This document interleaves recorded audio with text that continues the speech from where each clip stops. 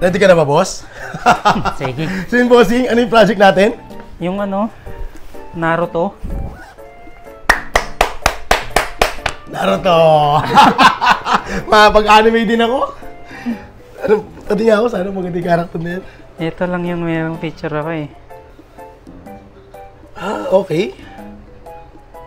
So yun, ganyan sistema gagawin natin. Oo, okay na yan. So mula sa pagiging ano niya, tawag doon? Bata. Chunin ba yun? Chunin exam ba yun? Tapos, Genin. Genin. Genin, di ba chunin tsaka genin? Genin, tapos chunin. Ah, genin tsaka chunin, tapos Hokage na siya, di ba? So ayan. Dito boss, medyo manipis yung linya. Subukan natin gamitin yung diskarte ko sa pag ano, Sige. gawa ng anime ha. Okay. Mahilig kasi ako sa bold para talagang magmukha talagang anime. Di ba yung mga anime, bold yung line ng mga ano. So gawin ang gawin natin. Hanggang saan ba to? Ano, gusto ko yung matatakpan pa rin. Okay. Ito yan, oh. Ito si Naruto, dito napupunta yan. Tapos Tapos ito si yung Narutong bata, dito sa part na to. Tapos sakto lang tong part na to, nandito yung pagiging Hokage niya. Ngayon naman po, yung seal niya, eh dito natin ipatong sa ibabaw para pag ano naman siya, tignan. sige. Okay? Imbis na bumaba tayo, pataas naman ang punta natin para mas maganda siya tingnan. Ang gagawin natin is i-airdrop mo sa akin itong design mo, itong idea mo, tapos gagawa tayo ng sarili nating version. Okay. Okay ba yun? Sige. Sige. Good day mga pati at panibagong araw na naman. Ang project po natin dito mga boss ay isang custom design na black and gray. Dito mga bossing, anime po ang gagawin natin at ang karakter na gagamitin natin ay si Naruto. Yes mga bossing, makakapag-anime na naman tayo. At dito mga bossing, meron pong ipinakitang design yung ating bossing. At alam nyo ba na okay na siya doon sa ipinakita niyang design. Siyempre dahil yun ay nakatatuna ay hindi natin yung ginawa mga bossing. Bagkos ay kinausap natin siya at gumawa tayo ng sarili nating design. Nang sa ganun is kahit paano magkasalubong sila mga bossing ay hindi sila magkakamalang couple. Buti na lamang at pumayag naman po yung ating bossing. At dito ay hindi natin ilalabas sa kanyang manggas yung tatong gagawin natin. Bagkos mula sa braso, pataas po ang gagawin natin. At itong request ng ating boss. Boss. So ito yung nagawa nating pyesa. Ano sa tingin mo? Iniba natin ito doon ha. Kasi syempre nakatato na yun. Angit naman kung i-replica pa natin sa balat mo. So dito, makikita mo naman, iba yung ginawa na yata. Pero andun pa rin silang dahil tatlo ha. Tapos yung seal dun. Okay? Yan. Okay, sige. So okay tayo? Sige. Okay, good. Para i-ready ko na yung stencil natin. Relax lang. So, ididikit na natin. So, kailangan mo natin itong ahitan para hindi makasagabal sa ano, sa karayom natin.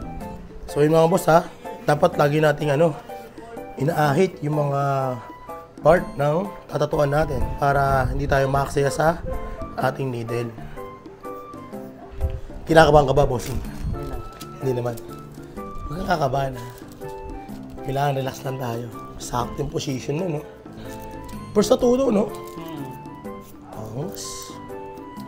Bakit pala ayaw, o bakit pala hindi pwedeng ilabas sa ano, manggas?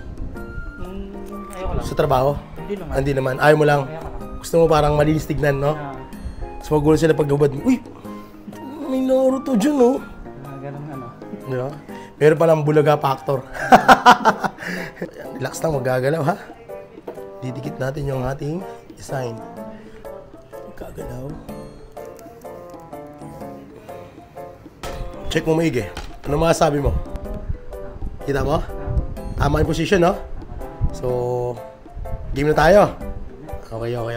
So yun mga boss, ito yung project natin ngayong araw. Meron tayong half sleeve na black and gray, custom design po. Tapos anime po yung ating gagawin mga bossing. At ang karakter na gagamitin natin ay si Naruto. Ito kasi yung request ng ating bossing from Cagayan. O diba mga bossing, dinayo tayo ng ating bossing from Cagayan. So dito mga bossing, ilagay natin yung batang Naruto, yung kanyang pagiging binata, and then yung pagiging Hokage niya na.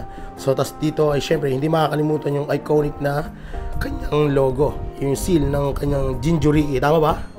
Yon. So yung mga bossing, muli ito yung project natin, half sleeve black and gray custom design na anime game.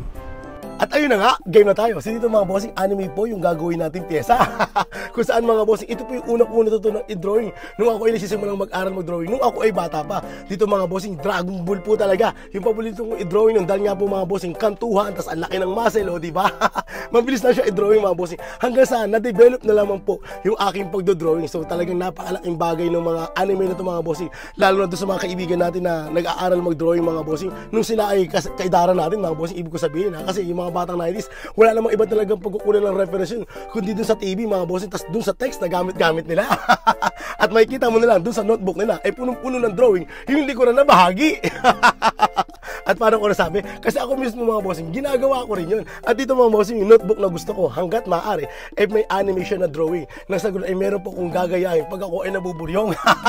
Habang wala pa yung teacher mga bossing. At doon talaga, malagugulat na lang yung magulang ko na punong-puno ng drawing, tas walang sulat.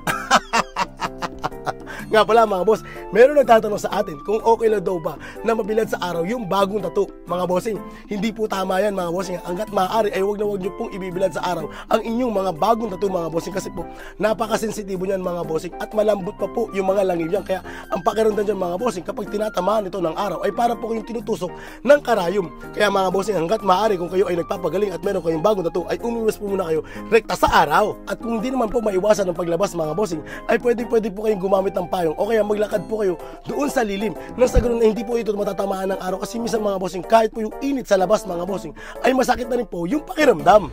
Okay ka lang yan boss? Oo. Masakit ba? Oo. Puro Natotolerate naman. kaya naman. Kaya Ah, sa 1 to 10. Pero, tawag dito, pag tinitignan mo, akala mo, ang dali lang eh. Pero Akala mo, hindi ganun yung nararamdaman mo. kung pinapanood mo, Oo, pag ikaw na pala eh. Lalo yung mga maninipis na area. dito sa part na to, no? Mm-mm. Sakit talaga dyan. Pero kaya-kaya naman, no? Kaya naman. Para sa first time magpatato ng ganito. Di ba? 1 to 10. Hmm? 1 to 10. Ano yung score mo? Sakit. Sakit. 7. Same. Ay! Kaya-kaya wala, mababa lang. Pero yung mga ibang area siguro. Sa maninipis? Sa maninipis. Sumutusukin ko ron? Siguro mga 9. Anay. Nga pala, bakit Naruto? Nahiligan lang mula nung Simula nung napanood mo to. Mm.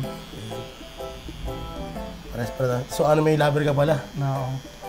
Saan pala ako nakita, bossing? Saan?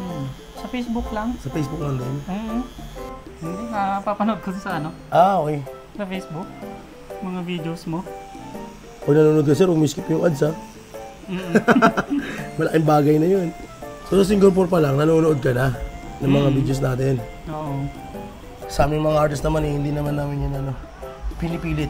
Pagka kung ano yung pumasok sa bakura namin, yun na yun. Oo. Kung hindi nila bet, wala rin naman problema. Kasi marami silang choice. Marami talaga silang pwede pagpili ang mga tattoo artist. Nasa kanila na lang talaga kung, nasa inyo na lang talaga kung saan nyo prefer magpatato. Di ba? Narinig nyo po yun mga bossing, no? Awa na lang po mga bossing. Kung sakasakali pong meron po kayo nakitang ads dun sa mga video pinapanood natin, huwag nyo na pong i-skip mga bossing. Awa na lang po. Kasi napakalaking bagay din po yan sa atin mga bossing. At doon naman po sa mga kaibigan natin na naghahanap po ng mga tattoo artist, talagang napakarami naman po talagang magagaling na tattoo artist dito sa Pilipinas mga bossing. Kayo na lamang po talaga ang bahala mga bossing na pumili kung sino bang artist ang gagawa ng mga piyesang gusto nyong ipagawa mga bossing. Kasi talagang napakarami po dyan mga bossing. At talagang tiyagain nyo lamang po na sila ay i-message mga bossing. Kasi for sure mga bossing ay busy rin po yung mga kaibigan nating tattoo artist. So ito pala ang ating finished product mga boss. At total of 4 hours. O diba? Grabe ang tibay ni sir. Dito ay inabot tayo ng 4 na oras para matapos tong project na to mga bossing. At talagang nag-enjoy po akong gawin na to mga bossing. Dahil maliban sa anime na paborito natin mga bossing ay talagang chill lamang din po yung ating bossing habang tinatatuan sa may katanungan. Message na po sa ating Facebook page sa Tattoo. Yun lamang po. Maraming salamat! So, kamusta naman po sir? Ano masasabi natin dyan? Okay naman, solid. Nakuha natin? Oo, ganda. Mas maganda sa reference mo yan. Oo. So yung bossing ha, maraming salamat bossing. Thank you po.